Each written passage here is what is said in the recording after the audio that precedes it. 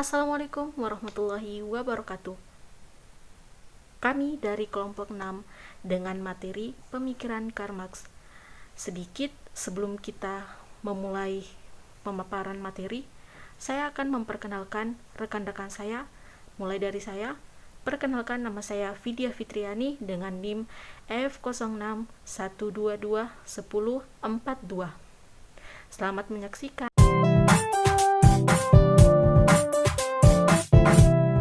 Perkenalkan, nama saya Joshua April Hardianto dengan NIM F0612211040. Saya Muhammad Dimas Sugiono Iksan dengan NIM F0612211043. Saya Ikrim Angga Pratama dengan NIM F0612211044. Saya Daud Alfata Alega dengan NIM F0612211041.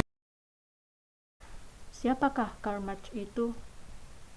Karl Heinrich Marx lahir di kota Trier di distrik Moselle, Prusia, Rhineland, Jerman pada tanggal 5 Mei 1818.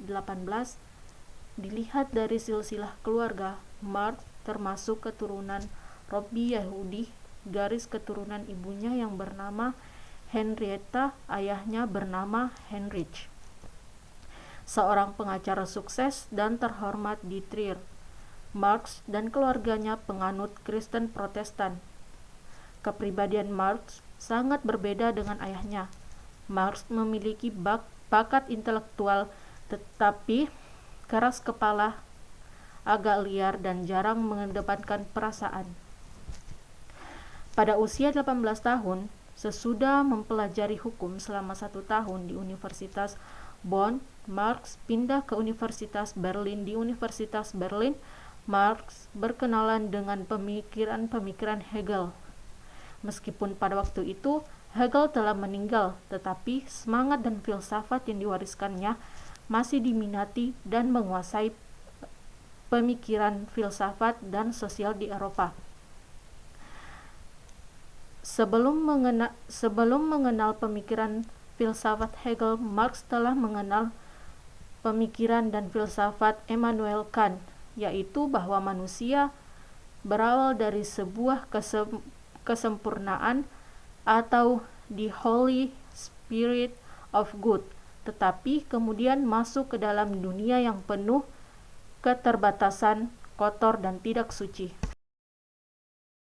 Berangkat dari pemikiran kritis Karl Marx terhadap sistem kapitalis yang menjadi cikal bakal lahirnya perlawanan Marx terhadap sistem kapitalis. Dalam perjuangannya menentang sistem kapitalisme, Karl Marx menulis beberapa karya ilmiahnya yang populer seperti Economic and Philosophical. Economic and Philosophical itu berupa manuskrip yang berisi analisanya tentang ekonomi dan filsafat. Karya yang menjadi prinsip hidupnya adalah The Germany of Ideology yang membahas masalah materialisme dan historis. Kemudian pada tahun 1857, Karl Marx menulis sesuatu pernyataan yang menjadi program teoritis sebuah organisasi yang diberi judul Manifesto Komunis. Dalam perjuangan yang tak kenal menyerah, Karl Marx terus menuangkan pemikiran dalam karya yang bertajuk The Class of Struggles in France, The 18 Brumaire of Louis Bonaparte, yang sesungguhnya sebuah esai.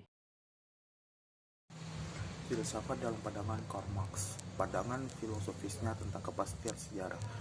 Marx akhirnya termasuk sebagai golongan determinisi, serta teori sejarahnya disebut dengan sejarah determinisi. Materialisme merupakan dasar penggerak teori Marx dalam menyusun tiap-tiap lembaran sejarah. Formasi sosial dalam semangat zamannya merupakan struktur yang dibentuk masyarakat untuk memudahkan aliran interaksi sosial, tidak lahir begitu saja, melainkan didasarkan pada penyebab semua proses kehidupan yang berjalan tersebut. Dasar dari semua formasi sosial tersebut adalah materialisme Marx yang dipakai dalam analisis teoritis yang dibangun tidak mengacu pada anggapan ontologis apapun, juga yang dipikirkan secara logika, seperti anggapan bahwa materi adalah ada yang mendahului sumber dari segala pengetahuan. Tapi dengan serta-merta Marx menerima pendirian orang-orang realis berkaitan dengan kesadaran dan tindakan sadarnya. Makna kerja Karl Marx. Pemikiran Marx menyangkut makna kerja, Ini dapat ditemukan atau berada dalam analisis-analisisnya tentang realitas kelas-kelas sosial dalam masyarakat. Pembicaraannya tentang kelas sosial dalam masyarakat terlihat eksplisit dalam salah satu kalimat pembuka karya Marx dan Engels yang berjudul Manifesto Komunis. Sejarah semua masyarakat yang ada hingga sekarang ini adalah sejarah perjuangan kelas. Marx menegaskan bahwa sebuah kelas dianggap kelas dalam arti bukan hanya secara objektif sebuah kelas dengan kepentingan tersendiri, melainkan juga secara subjektif. Kelas tersebut menyadari diri sebagai kelas yang memiliki kepentingan dan hendak memperjuangkannya. Terdapat dua kelas masyarakat, yakni kelas borjuis sebagai golongan atas yang memiliki berbagai modal serta alat-alat produksi. Sementara kelas proletar yang merupakan golongan bawah, kelas proletar tidak memiliki apa-apa selain tenaga mereka untuk bekerja. Definisi dialektika. Kata dialektika berasal dari kata Yunani, dialego, yang artinya berlawanan, argumen. Dengan istilah dialektika, Marx mengacu pada kondisi dasar keberadaan manusia. Dalam pengertian lama, dialektika berarti seni mencapai kebenaran melalui kontradiksi. Memperdebatkan satu kontradiksi dengan mengkontradiksi berikutnya. Jika dialektika awalnya disebut argumen dalam terminologi definisi, yang tujuan utamanya adalah menolak klaim lawan atau mengarah lawan ke kontradiksi, kemudian ke dilema atau paradoks. Dialog Plato coba menyelidiki sifat sesuatu melalui afirmasi dan kontradiksi. Karl Marx tidak pernah menggunakan istilah materialisme historis atau materialisme dialektis. Ia sendiri menggunakan istilah atau metode dialektis sebagai lawan dari metode dialektika Hegel dan untuk metode dialektika material dasarnya. Dengan istilah metode dialektika, ia mengacu pada syarat-syarat dasar keberadaan manusia. Ajaran filosofis Marx disebut juga materialisme dialektis dan disebut juga materialisme historis.